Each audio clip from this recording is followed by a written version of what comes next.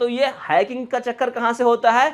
Bug से। कभी कभी कोई बोलेगा अरे यार इसने गूगल में ना एक बग था और बग को हमने पकड़ लिया और हमने हैक कर दिया गूगल बग। जब हम इन कोडिंग्स को सीखेंगे तब हम सॉफ्टवेयर बना पाएंगे। आज के इस क्लास में बात करेंगे हम कंप्यूटर के लैंग्वेज के बारे में, यानी कि कंप्यूटर का जो मशीन लैंग्वेज होता है वो क्या होता है और जो सॉफ्टवेयर डेवलप किया जाता है वो कैसे डेवलप किया जाता है, इसके कॉन्सेप्ट के बारे में बात करेंगे। क्योंकि आज ये हमारा जो क्लास और कोर्स चल रहा है ये CCC यानी कि course on computer concept, computer की अवधारणाओं पर आधारित ये कोर्स है और इसमें इसके कॉन्सेप्ट के बारे में बात करेंगे कि कंप्यूटर का लैंग्वेज क्या होता है, कैसे डेवलप किया जाता है, प्रोग्रामिंग कैसे की जाती है, इसके कॉन्सेप्ट के बारे में बात करेंगे।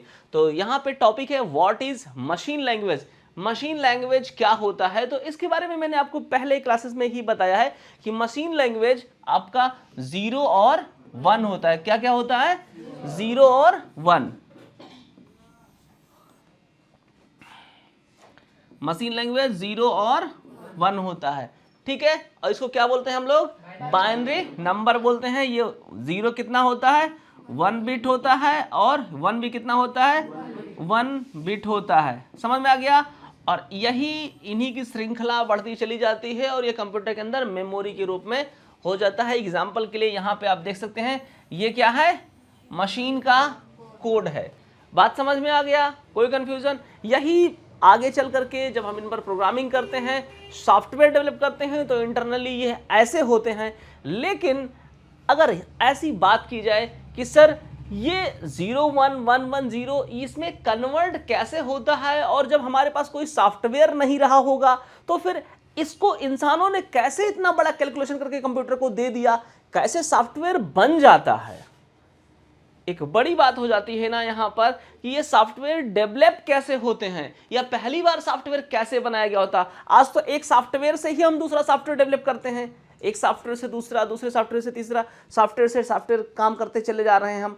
तो ये बनता कैसे है, कैसे इस पर काम होता है, मशीन लैंग्वेज क्या होता है और कैसे कैसे लैंग्वेज होते हैं। तो मशीन लैंग्वेज बेसिकली क्या होता है?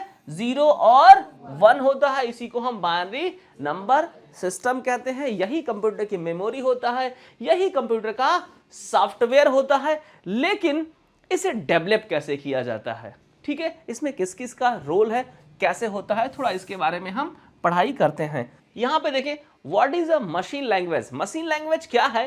तो यहां पे साफ लिखा है a mention earlier the hardware part of the computer only understand the electrical charge. Hardware जो मशीनें हैं, जो हमने मदरबोर्ड, CPU सब चीजों को पढ़ाया, ये क्या समझता है? इलेक्ट्रिकल चार्ज को समझता है, इलेक्ट्रिसिटी को समझता है। ये बात समझ में आ गया?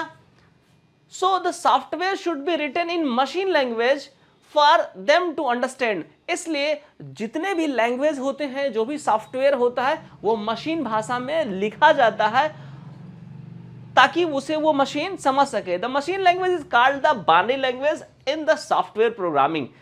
मशीन लैंग्वेज को हम क्या बोलते हैं? बाइनरी लैंग्वेज बोलते हैं मशीन की भाषा में, प्रोग्रामिंग की भाषा में।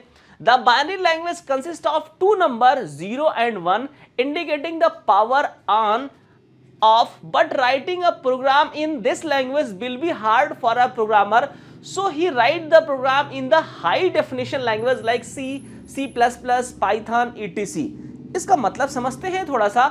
अभी देखिए मशीन जो है वो कौन सा भाषा समझता है? 0 और 1 की भाषा समझता है। ऑन ऑफ, एक ऑफ करता है, एक ऑन करता है। समझ में आ गया?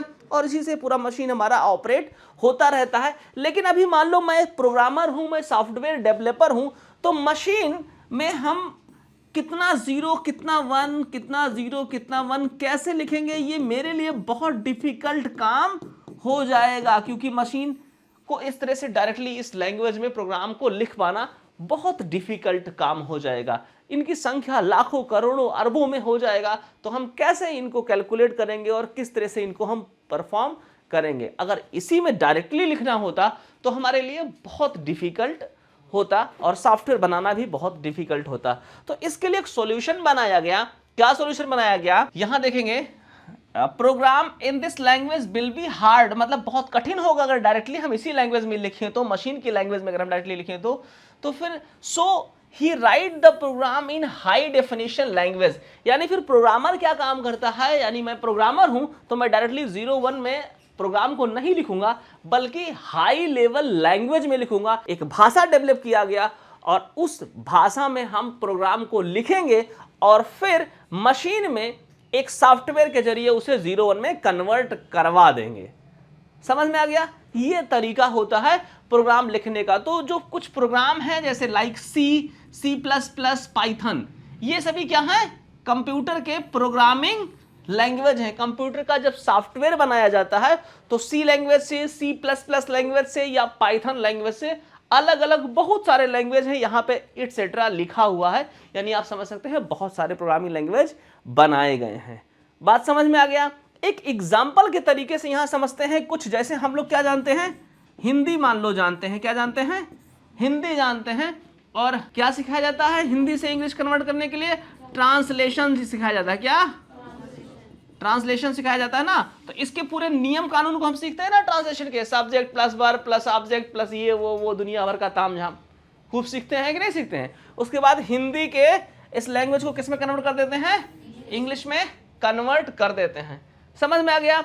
इसी तरीके से ये जो ट्रांसलेशन मेथड है, जो सिस्टम है, इसी तरीके से एक सॉफ्टवेयर डेवलप किया गया C++। इसमें हम एक नियम कानून से जिस तरह से सब्जेक्ट वर्ब ऑब्जेक्ट मिला करके हम कन्वर्ट करते हैं, उसी तरीके से इन प्रोग्रामिंग लैंग्वेज के कुछ नियम कानून हैं, कुछ सिस्टम्स हैं, उसको हमें सीखना होगा। तो फिर हम भी इस प्रोग्रामिंग सॉफ्टवेयर में प्रोग्राम लिखेंगे और उसे रन कराएंगे तो क्या बन जाएगा? वो एक सॉफ्टवेयर बन जाएगा। बात समझ में आ गया? आप देखना चाहोगे कि कैसे बनता है तो मैं एक छोटा सा प्रोग्राम आपको बना के भी दिखा दूंगा। तो ये कौन सा लैंग्वेज हो गया? हाई लेवल लैंग्वेज या हाई डेफिनेशन लैंग्वेज। तो ये सभी क्या है? High level language. और ये कौन सा लैंग्वेज है? Machine level language. कौन सा लैंग्वेज है? मशीन लेवल लैंग्वेज, ये हाई लेवल लैंग्वेज। कोई कंफ्यूजन नहीं। तो प्रोग्रामर क्या करता है? एक सॉफ्टवेयर डेवलप करने के लिए हाई लेवल लैंग्वेज में प्रोग्राम को लिखता है। समझ में आ गया? और फिर उसे मशीन भाषा में कन्वर्ट करवा दिया जाता है। अब कैसे कन्वर्ट होता है ये भी तो हमें सीखना पड़ेगा। समझ में आ गया? ठीक है ना। तो ये जो C है, C++ है, अगर हम O लेवल कोर्स करते हैं, कौन सा कोर्स? O लेवल, तो पहले तो C प्रोग्राम उसमें चल रहा था, अभी C प्रोग्राम के बजाय पाइथन प्रोग्राम आ गया है। तो CCC आप क्वालिफाई करते हैं, उसके बाद अगर आप O लेवल के लिए कंटिन्यू करते हैं, O लेवल की पढ़ाई करना चाहते हैं, तो फिर आपको पाइथन पढ़ना पड़ेगा। पाइथन क्या है? पाइथन एक प्रोग्रामिंग लैंग्वेज है। बात समझ में आ गया? ये पाइथन लैंग्वेज की आपकी बुक है। तो ये पूरा लैंग्वेज आपको सीखना पड़ेगा और फिर इसमें जो ये प्रोग्राम है, जितने भी इसमें जो भी स्क्रिप्ट्स हैं, जो भी कोड हैं, इन कोड्स को आपको सीखना होगा। क्या सीख रहा हूं? कुछ बच्चे बोलते हैं ना कोडिंग सीख रहा हूं कंप्यूटर के लिए, तो ये क्या है? कोडिंग की बुक है। पाइथन की कोडिंग इसमें बताई गई है। बात समझ में गया? जब हम इन कोडिंग्स को सीखेंगे तब हम सॉफ्टवेयर बना पाएंगे। ठीक है जी। तो हमें कॉन्सेप्ट को सीखना है। अभी हम कोडिंग नहीं सिखाने जा रहे हैं आपको, अभी हम ये सिखाने जा रहे हैं कि बाय द वे सॉफ्टवेयर बनाना है तो क्या करना पड़ेगा? हमें कोडिंग सीखना होगा। फिर उस कोडिंग को हम मशीन लेवल लैंग्वेज में कन्वर्ट करेंगे, फिर मशीन उस पर रन करने लगेगा और फिर मशीन पे वो सॉफ्टवेयर डेवलप हो जाएगा, रन करना स्टार्ट कर जाएगा। कोई कंफ्यूजन तो नहीं इसमें? अब देखिए, ये सारी चीजें एग्जाम में क्वेश्चन पूछी जाती हैं आपसे कई बार। कंपाइलर क्या है, इंटरप्रेटर क्या है और असेंबलर क्या है। कंपाइलर, इंटरप्रेटर या असेंबलर क्या होते हैं?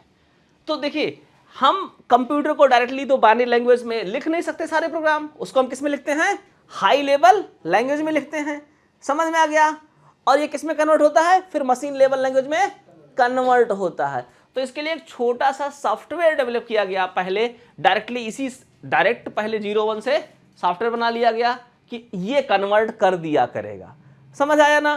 तो फिर कंपाइलर, इंटरप्रेटर और असेंबलर, इन तीनों सॉफ्टवेयर का, तीनों टूल का यह काम है कि हाई लेवल लैंग्वेज में लिखे गए लैंग्वेज को, लिखे गए प्रोग्राम को, लिखे गए सोर्स कोड को, समझ आया? क्या करता है? मशीन लेवल लैंग्वेज में कन्वर्ट करने का काम करता है। बात समझ में आया? कोई कंफ्यूजन तो नहीं है? यानी कि कंपाइलर क्या काम करेगा? हाई लेवल लैंग्वेज को मशीन लेवल लैंग्वेज में कन्वर्ट करेगा। ये देखो लिखा हुआ है, ये हाई लेवल लैंग्वेज है, ये पाइथन लैंग्वेजिंग है, पाइथन का ये लैंग्वेज है। ठीक है ना। इस तरीके से हमें कोडिंग करना पड़ेगा। क्या करना पड़ेगा? कोडिंग करना पड़ेगा। फिर हम इसे कंपाइल करेंगे तो फिर ये क्या करेगा? इस कोड को इसमें कन्वर्ट कर देगा। यानी कि कंपाइलर का काम क्या है? कंपाइलर का काम क्या है? हाई लेवल लैंग्वेज को मशीन लेवल लैंग्वेज में कन्वर्ट करना। कोई कंफ्यूजन? इंटरप्रेटर का क्या काम है? हाई लेवल लैंग्वेज को मशीन लेवल लैंग्वेज में कन्वर्ट करना। असेंबलर का क्या काम है? असेंबली लैंग्वेज को, कौन सा लैंग्वेज को? असेंबली लैंग्वेज को मशीन लेवल लैंग्वेज में कन्वर्ट करना। असेंबलर का काम है असेंबली लैंग्वेज को, है ना, मतलब कई तरीके से असेंबल करके जो लैंग्वेज बना दिए गए, कोडिंग्स कर दी गई, उनको किस में कन्वर्ट करता है? मशीन लेवल लैंग्वेज में कन्वर्ट करता है। अभी कोई कंफ्यूजन है? नहीं ना, समझ में आ गया? तो ये जो लैंग्वेज लिखा हुआ है इसी तरीके से लगभग सभी लैंग्वेज लिखे जाते हैं, यही सारे सिंबल सब में यूज किए जाते हैं। अब इन एक एक सिंबल का क्या मतलब है, जब हम इस प्रोग्राम को सीखेंगे तो फिर सबका मतलब सीखेंगे कि हमें ये सिंबल यहाँ पे क्यों लगाया गया, ये जो चीज़ें लिखी गई हैं इन सबका क्या मतलब है, सबका मतलब आपको एक एक स्टेप वाइज बताया जाएगा और फिर इस प्रोग्राम को आपको सिखाया जाएगा। ये इस तरीके का प्रोग्राम है जैसे जब हम इंग्लिश में ग्रामर सीखते हैं तो कैसे कैसे क्या सब्जेक्ट पहले लगाते हैं, फिर वर्ब लगाते हैं, फिर ऑब्जेक्ट लगाते हैं, जिस तरह से हम ये पूरा रूल्स सीखते हैं, इसी तरीके से उदाहरण के लिए आप समझ सकते हैं इस तरीके से इस पूरे नियम को हमें सीखना होगा और उसके बाद हम एक प्रोग्राम लिख पाएंगे, तब हम इसे कंपाइल करेंगे और फिर वो मशीन लेवल लैंग्वेज में जाके कन्वर्ट हो जाएगा। जब वो कन्वर्ट होगा तो हमें दिखेगा नहीं, लेकिन वो एक सॉफ्टवेयर बनकर हमारे सामने आ जाएगा, यानी कि अंदर ही अंदर वो मशीन लेवल लैंग्वेज में कन्वर्ट हो चुका है और जो सॉफ्टवेयर बन गया वो काम करेगा। समझ में आया? तो इसी तरीके से इसी लैंग्वेजेस से हम सॉफ्टवेयर डेवलप करते हैं, यानी कि प्रोग्राम डेवलप करते हैं। बात समझ में आया? कोई कंफ्यूजन तो नहीं है? इसके लिए एक एग्जांपल और समझ सकते हैं हम लोग, थोड़ा सा अगर कुछ सीखना चाहें और भी जानना चाहें तो इसके बारे में थोड़ा डीप में एग्जांपल के तौर पर देखते हैं। जैसे हम लोग पैराग्राफ लिखते हैं या एक टॉपिक लिखते हैं, मान लो एक लेसन लिखना है, एक टॉपिक लिखना है, तो हमें सबसे पहले क्या चीज़ें ज़रूरत होती है सीखने की? हम पहले सीखते हैं ABCD, यानी कि लेटर सीखते हैं। क्या सीखते हैं? लेटर्स सीखते हैं। लेटर सीखने के बाद क्या सीखते हैं हम? फिर कई लेटर्स को मिलाकर हम क्या सीखते हैं? वर्ड सीखते हैं। फिर कई वर्ड्स को मिलाकर हम क्या सीखते हैं? सेंटेंस सीखते हैं। फिर कई सेंटेंस को मिलाकर क्या करते हैं? एक पैराग्राफ लिखते हैं और कई पैराग्राफ को मिलाकर क्या बनाते हैं? एक पूरा टॉपिक तैयार कर देते हैं। इसी तरीके से तो एक टॉपिक तैयार हो जाता है। अब सॉफ्टवेयर कैसे डेवलप होता है? सॉफ्टवेयर डेवलप करने के लिए हमें लेटर्स की भी जरूरत पड़ती है। किसकी जरूरत पड़ती है? लेटर्स मतलब ABC, यही क्या? ABC, समझ में आ गया? प्लस नंबरों का भी जरूरत पड़ता है। किसका? नंबर का भी जरूरत पड़ता है कहीं कहीं पे, समझ आया? और फिर special character. Special character, special character मतलब क्या है? ये सभी जो लगे हुए हैं ये सब क्या है? स्पेशल कैरेक्टर हैं। समझ में आया? इन सब को मिलाते हैं, तो इन सब को मिला करके हम स्क्रिप्ट तैयार करते हैं। समझ में आ गया? और फिर कई स्क्रिप्ट को मिलाकर हम क्या बनाते हैं? एक प्रोग्राम बनाते हैं। और ऐसे कई सारे प्रोग्राम के समूह को जब हम एक में जोड़ते हैं तो फिर क्या बन जाता है? सॉफ्टवेयर बन जाता है। कोई कंफ्यूजन तो नहीं है? कोई कंफ्यूजन नहीं? ठीक है, तो लेटर्स, नंबर्स, स्पेशल कैरेक्टर्स, इन सबको मिलाकर क्या बनाते हैं? हम एक स्क्रिप्ट तैयार करते हैं। समझ में आ गया? एक इंस्ट्रक्शंस पहले बनाते हैं, फिर स्क्रिप्ट्स बनाते हैं और उसके बाद फिर सेट ऑफ इंस्ट्रक्शंस को स्क्रिप्ट कहते हैं, फिर सेट ऑफ स्क्रिप्ट को हम एक प्रोग्राम कहते हैं। समझ में आ गया? Set of instructions is the computer program या स्क्रिप्ट, जो भी आप कह लो। फिर कई सारे स्क्रिप्ट को जोड़कर हम प्रोग्राम बना लेते हैं और फिर ऐसे हमारा सॉफ्टवेयर डेवलप हो जाता है। इसे एग्जाम्पल के तौर पर आपको मैंने अभी बताया। समझ में आया? अब देखते हैं थोड़ा सा एक मैटर यहाँ पे और करता है। एग्जामिनेशन में कई बार क्वेश्चन आता है कि कंपाइलर का भी वही काम है, हाई लेवल लैंग्वेज को मशीन लेवल लैंग्वेज में बदलना। इंटरप्रेटर का भी वही काम है, हाई लेवल लैंग्वेज को मशीन लेवल लैंग्वेज में बदलना, यानी कि कन्वर्ट करना। समझ में आ गया?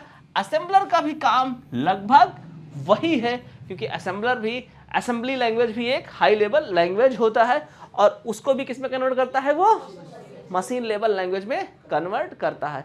समझ में आ गया? तो इन तीनों में डिफरेंसेस क्या है?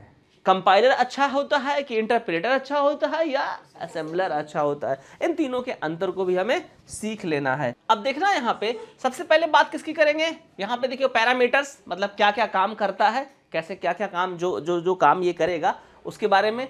फिर यहाँ पे बात कही जा रही है कंपाइलर की, इंटरप्रेटर की और फिर असेंबलर की। तीनों चीजें यहाँ पे लिखी हुई हैं। अब यहाँ पे देखें कन्वर्जन, क्या कन्वर्जन, कैसा कैसा कन्वर्जन करने का काम करता है। तो पहले कंपाइलर के बारे में बात कर लेते हैं। It convert the high defined programming language into machine language और बाइनरी कोड।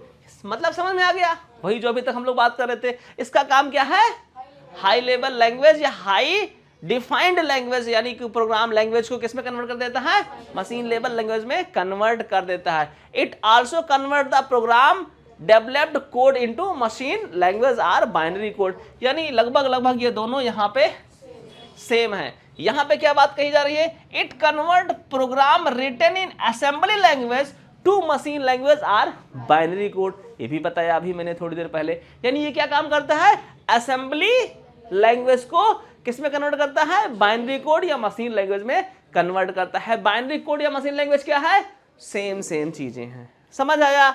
दूसरी बात कर लेते हैं स्कैनिंग। स्कैन कैसे करता है, तो कंपाइलर कैसे स्कैन करता है, it scan entire programme before converting it into binary code. ये क्या काम करेगा, मान लो पूरा हमने कोडिंग लिख दिया, समझ में आया, तो इंटायर प्रोग्राम मतलब पूरे प्रोग्राम को एक साथ स्कैन करेगा। कहीं कोई प्रॉब्लम होगा तो बताएगा, यार इसमें इस जगह पर प्रॉब्लम है। समझ में आ गया? कोई कंफ्यूजन? और ये क्या करेगा interpreter, it translate the program line by line to the equivalent machine code. Interpreter क्या करेगा, लाइन बाय लाइन स्कैनिंग करेगा। समझ में आ गया? यानी जो एरर होगा वो लाइन बाय लाइन ये ढूंढेगा। इसे डिबगिंग करना भी कहते हैं। जब कभी प्रोग्रामर क्या करता है, प्रोग्रामर ने प्रोग्राम राइट किया, एक ट्रांसलेशन तुमने बनाया, हिंदी से इंग्लिश में कन्वर्ट किया, अब टीचर को लेकर चेक करवाए ना, तो वो कहाँ पे इज चाहिए, एम चाहिए, आर चाहिए, काट पीट के सही करते हैं ना, यहाँ ये नहीं ये चाहिए, सही करते हैं ना। तो इसी तरीके से जब हम प्रोग्राम लिख दिए और प्रोग्राम को जब हम रन करवाएंगे, क्या करवाएंगे, रन करवाएंगे, यानी कि असेंबलर को या इंटरप्रेटर को देंगे कि भैया आप इसे मशीन में बदलो, मशीन कोड में प्रॉब्लम जो होगा वो फाइंड करके वो हमें दिखाएगा। तो इस दौरान को, इस प्रक्रिया को प्रोग्रामिंग में एरर खोजने और उसको सुधारने की प्रक्रिया को डीबगिंग कहते हैं। क्या कहते हैं, डीबगिंग। एक वर्ड है, कभी कभी एग्जामिनेशन में पूछा जाता है। बग मतलब क्या होता है, बग मतलब होता है एरर, बग मतलब एरर, कुछ प्रॉब्लम। समझ में आ गया? और उसी प्रॉब्लम को खोजना और सही करने को क्या बोलते हैं, डिबगिंग बोलते हैं। समझ आया? इजी है, कंफ्यूजन नहीं। तो कभी कभी पूछे कि कंप्यूटर में या प्रोग्रामिंग लैंग्वेज में बग क्या होता है, तो bug means error in computer program. Computer के प्रोग्राम में अगर कोई एरर आता है तो उसे क्या बोलते हैं, हम बग बोलते हैं। क्या बोलते हैं? अभी कभी कोई कहे अरे यार एक बग था इस वजह से वो हैक कर ले गया, क्या बोलेंगे? कभी कभी कोई बोलेगा अरे यार इसने गूगल में ना एक बग था और बग को हमने पकड़ लिया और हमने हैक कर दिया गूगल वा को। समझ में आया ना? तो बग मतलब कोई एरर था, उसी एरर में, समझ आया? जैसे इस घर में, किसी घर में चोरी करना है ना, तो कहीं कोई एरिया कमजोर पड़ रहा है, समझ रहे ना कि यहाँ पे अगर ऐसे दो हथौड़ी मारेंगे तो ईंट निकल जाएंगे, अंदर घुस जाएंगे, तो वो हमारा एरर था ना, हमें वहां भी लॉक करके रखना चाहिए। समझ आया? तो वो हमारी कमजोरी थी, वो हमारा बग था। कोई आया ठोका और सेंध लगा के चला गया। समझ आया? तो ये हैकिंग का चक्कर कहां से होता है, बग से। जिस जहां भी बग होगा वहां पे हम हैक कर लेंगे। तुम्हारे पर्स का चैन खुला होगा और नोटों की गड्डी दिखेंगी तो निकालेंगे कि नहीं निकालेंगे? निकालेगा ही ना आदमी, चोर पीछे से। और जब लॉक करके रखोगे तो चैनवा खोल के रखो पर्स में पैसा, समझ आया? तो वो बग है आपका। कोई कंफ्यूजन तो नहीं है? बग क्लियर हो गया? तो एरर को ही हम क्या बोलते हैं, बग बोलते हैं। ये क्या करेगा, कंपाइलर पूरे प्रोग्राम को एक साथ पढ़ेगा, कोई बग होगा, कोई एरर होगा, तो उसको बताएगा। ये क्या करेगा, लाइन टू लाइन स्कैन करेगा। समझ आया assembler? It convert the source code into object code then convert into the machine code. ई का काम करता है, इसका अलग ही धुन है। ई क्या करेगा, पहले सोर्स कोड को एक एक ठो ऑब्जेक्ट बनाएगा, समझ आया, तब बाइनरी में कन्वर्ट करेगा। इस तरह से इसकी स्कैनिंग प्रक्रिया होती है। अब बात करेंगे एरर डिटेक्शन की। वही स्कैनिंग में भी वही बातें हो गई लगभग। Gives the full error report after the whole scan. पूरा पेजवा स्कैन करेगा और सारा रिपोर्ट दे देगा, यहाँ पे एरर है, 3 लाइन में तुम्हारे एरर था, एक साथ एरर दे देगा, सही कर लो भाई, फिर से रन कराओ। समझ में आ गया ना? इस प्रक्रिया को क्या बोलेंगे, डिबगिंग। अभी बताया था ना आपको। ये क्या करेगा, detect error line by line and stop scanning until the error previous line is solved. मतलब ये क्या काम करेगा, जैसे हमने 4 लाइन प्रोग्राम लिख लिया, समझ आया ना? अब इसने क्या किया, इसको ये लाइन स्कैन करके कहा ठीक है, सक्सेस है, इस लाइनिया में इसको यहां पे एरर मिल गया। अब ये खड़ा हो गया, कहा पर इसको सही करो तब आगे बढ़ेंगे। समझ में आया ना? लाइन बाई लाइन, जब तक इसको आप सही नहीं करोगे तब तक आगे नहीं बढ़ेगा। ठीक है, तो असेंबली लैंग्वेज में क्या है, it detect error in the first phase after fiction the second phase start. मतलब ये क्या करेगा, पहले फेज में ही क्या कर लेगा, ये एरर को हाँ पहचानेगा, फिर फिक्स करेगा, फिर सेकंड फेज को स्टार्ट करेगा। इस तरह से वो काम करेगा आपका क्या, असेंबलर। यहां पे कोड जनरेशन में क्या है कंडीशन, कोड जनरेशन में intermediate code generation is done in the case of compiler. Intermediate code generation is done in case of compiler में क्या होगा, इंटरमीडिएट मतलब कंप्लीट कोड जनरेशन को ये क्या करेगा, एक ही फेज में कंप्लीट कर देगा। There is no intermediate code generation, इसमें कोई इंटरमीडिएट कोड जनरेशन नहीं होता है। There is intermediate code object code generation, मतलब इसे ऑब्जेक्ट को जब बनाएगा उसमें ये इंटरमीडिएट कोड को जनरेट करेगा। ठीक है, एग्जीक्यूशन किस तरह से होता है, it take less execution time comparing to an interpreter. मतलब इसे बहुत कम समय लगता है एग्जीक्यूट करने में। एग्जीक्यूट करने का मतलब समझे आप लोग, मतलब प्रोसेस को कंप्लीट करने में। समझ में आ गया? जैसे मैंने आपने बटन दबाया एग्जीक्यूट करने के लिए, यानी कंपाइल करने के लिए कंपाइलर वाला बटन आपने दबाया, तो ये तुरंत फटाक से पूरा स्कैन करके आपको एग्जीक्यूट करके दे देगा कहाँ कहाँ पे एरर है। An interpreter take more execution time than the compiler. ये ज़्यादा टाइम लगाता है, ये लाइन बाय लाइन करता है ना, तो एक लाइन करेगा, फिर एरर मिलेगा, फिर उसको सॉल्व करोगे, फिर एक लाइन में एरर मिलेगा, फिर उसको सॉल्व करोगे, फिर एक लाइन मिलेगा, फिर उसको सॉल्व करोगे, तो इसमें टाइम ज़्यादा लगता है, इसमें टाइम कम लगता है एग्जीक्यूशन में। It take more time than compiler. ये कंपाइलर से ज़्यादा टाइम इसमें लगता है क्योंकि ये ऑब्जेक्ट बना करके कन्वर्ट करता है। कोई कंफ्यूजन? यहाँ पे कुछ एग्जाम्पल्स दिए गए हैं लैंग्वेज के, जो कंपाइलर जो लैंग्वेज कंपाइलर यूज करते हैं, जैसे सी, सी प्लस प्लस, जावा, ये सभी क्या करते हैं, कंपाइलर यूज करते हैं।